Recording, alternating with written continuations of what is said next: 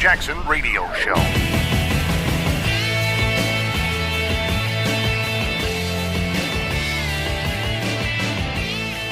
Welcome back, everybody. Kevin Jackson here. I said we were going to play that clip of Tom Perez, the full clip. So we'll play that now because I didn't get a chance to. We got a little bit off track. But Tom Perez is under the delusion of some of the wins that the Democrats have had, that he's leading them into the direction that the country wants to go. And I'm telling you, if I were a Democrat, looking at polls, looking at how people are viewing the economy and so on and so forth, I'd be very fearful. Now, I know they're not, at least not outwardly. They appear to, want to put on this strong face saying, oh, yeah, we've got everything under control. I can't imagine that they possibly believe that. But anyway, here's Tom Perez talking about Donald Trump being the, what do you call him, the most dangerous president in history.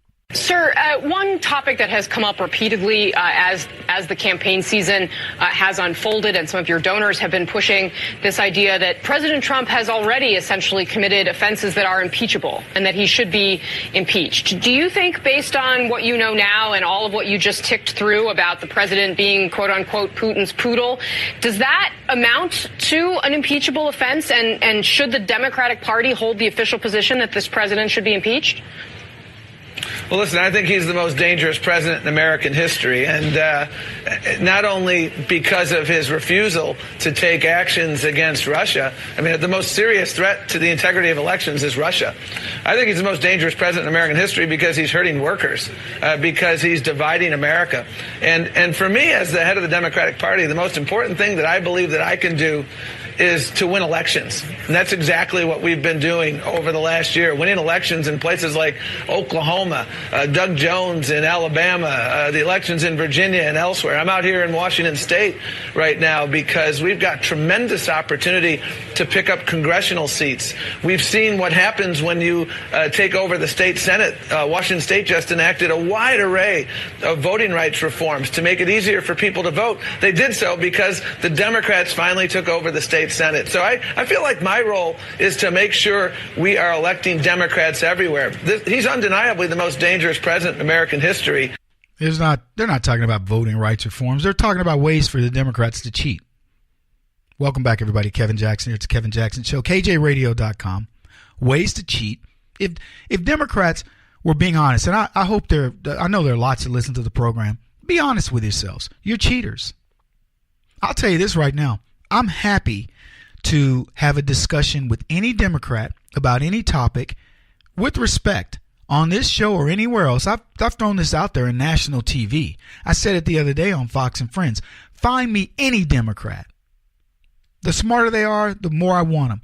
Find me any one of them that's willing to debate. I'll debate them on their turf with their audience, and I will destroy them. Because I'm going to just come with the truth.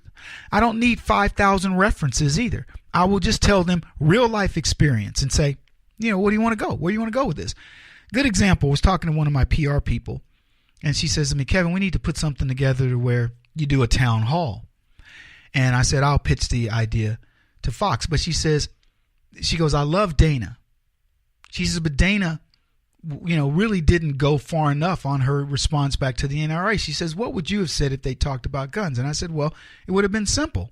I would have said, I'm listening to this audience. This audience, it claims itself to be very tolerant, to be caring about all people. They care about women's rights. They care about the rights of blacks. And I'm listening to this audience talk about gun control. And I'm saying to myself, this is an audience of racist and misogynist. And I'd listen to him and I'd say, yeah, boo all you want. But here's what I'll tell you. The NRA was formed in order to help blacks who were going to be re-enslaved if they did not have firearms to protect themselves. So while the Democrats, the people that probably most of you vote for, were forming the KKK, the NRA was forming in order to help black people stay out of bondage. But let's fast forward that to a women's right. I know there's probably a woman or two in this audience that is a victim of sexual abuse.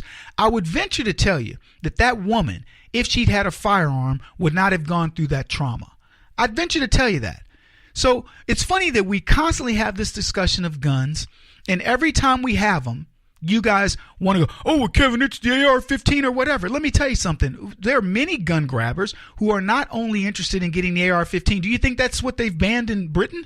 Do you think that's what they've banned in Soviet Union? Do you think that's what they've banned in Australia? None of these guns are legal. None. Not an AR-15 and not a pistol. They want you unarmed. Now, you can argue about this all you want. Now, let me ask you this. If a black man during the time of slavery had a pistol and somebody had a rifle, who's going to win in that battle? I'd just like to know.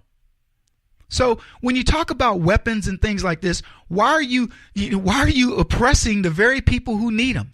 When you talk about helping the downtrodden, do you think a strapping young man is going to need a gun, or do you think it's that elderly woman who's in her own place at the age of 90 and somebody tries to crawl through the window? Because I can tell you point blank, that's what happened to my aunt at the age of 98. And she said, I had my pistol by my side and I was waiting for him to hit the door when he was going to try to come in my room. There's only one way into her room, and it's through that door. And she says, I had my pistol ready. And I don't think she fired off a shot, but the glass broke and the person left. But she was ready to kill him. And that would have been her only way to protect herself. So you claim you want to protect everybody and you do none of it. Now, that would have been my answer. And I would have said, so as far as I'm concerned, every one of you sitting in this audience, you either hate women or you hate black folks. So you pick. Or you might very well hate them both. See, I'm not going to play around with them. Every time, let me give you guys a hint. When you attack the left on the very things that they claim to protect. They say, we want to protect people from children. Yeah, like they do in Hollywood, right? Yeah, I'm sure all the people that Kevin Spacey and many of these other Holly weirdos that have molested, that led to the two Coreys and a host of other kids that are now traumatized and spending hundreds of thousands of dollars in therapy, I'm sure you wanted to protect them, right? I'm sure you're doing a wonderful job of protecting all these kids who are becoming essentially drug addicts, dealing drugs for people that are taking advantage of them, sex slaves through human trafficking, and a host of other things. You're doing a wonderful job protecting them, aren't you? You're doing a wonderful job of educating these minority kids who are dropping out of school at rates that would be completely unacceptable to you. You people, what would we do without you? You follow?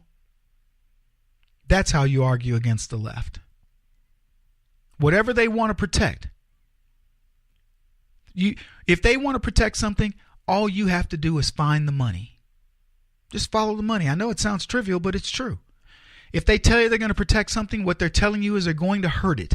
And they just need you to try to, if you're smart, you'll go, I wonder how they're going to hurt the animals. The Humane Society of the United States, HSUS, or whatever they call themselves, they wanted to pass rules and have in many places where they don't even have to follow their own rules. Get this. The Humane Society passes laws that says you have to treat dogs and cats and other animals in this particular way. And in the very verbiage of the rules that they pass, it says they don't have to follow their own rules. And leftists love them.